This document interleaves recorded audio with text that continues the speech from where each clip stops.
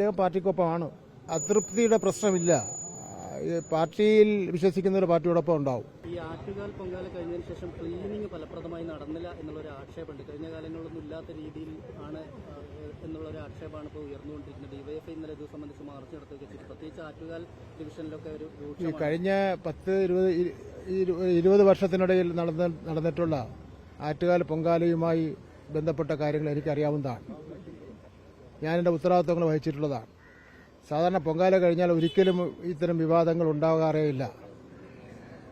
നഗരസഭയും നാട്ടുകാരും അതുപോലെ തന്നെ പ്രാദേശിക ഉത്സവ കമ്മിറ്റികളെല്ലാം ചേർന്നുകൊണ്ട് നഗരം ക്ലീനാക്കുന്ന ഒരു സമീപനമാണ് ഉണ്ടായിട്ടുള്ളത്.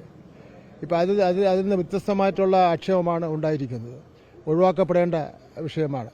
അതിൽ കോർപ്പറേഷൻ എന്തെങ്കിലും പിശക് സംഭവിച്ചിട്ടുണ്ടെങ്കിൽ അത് അടിയന്തരമായി ഇടപെട്ട് അതിന് പരിഹാരം കാണുന്നതിന് വേണ്ട നടപടി സ്വീകരിക്കേണ്ടതാണ്. ഇതിനെ സംബന്ധിച്ചിടത്തോളം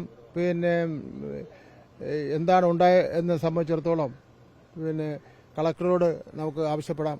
ഈ ക്ലീനിങ്ങിനോട്ട് ഉയർന്നു വന്നിട്ടുള്ള പ്രശ്നങ്ങളിൽ എന്താണ് അതിനെ സംബന്ധിച്ചിടത്തോളം ഒരു അവസ്ഥയെ സംബന്ധിച്ചിടത്തോളം കളക്ടറോട് ഒരു വിശദീകരണം ആവശ്യപ്പെടാം.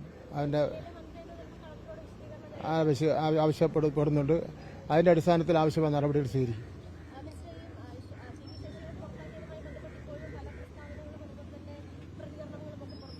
പിന്നെ ശേഷി ആരെയും പുറത്താക്കിയിട്ടില്ലല്ലോ.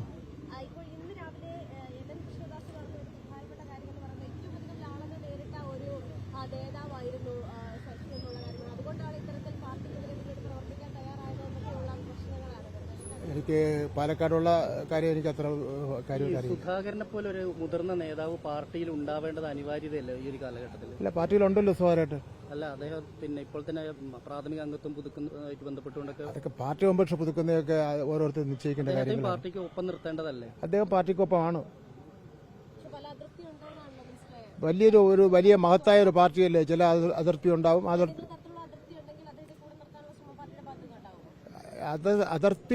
അതൃപ്തിയുടെ പ്രശ്നമില്ല. പാർട്ടിയിൽ വിശ്വസിക്കുന്ന ഒരു പാർട്ടിയോടൊപ്പം ഉണ്ടാവും.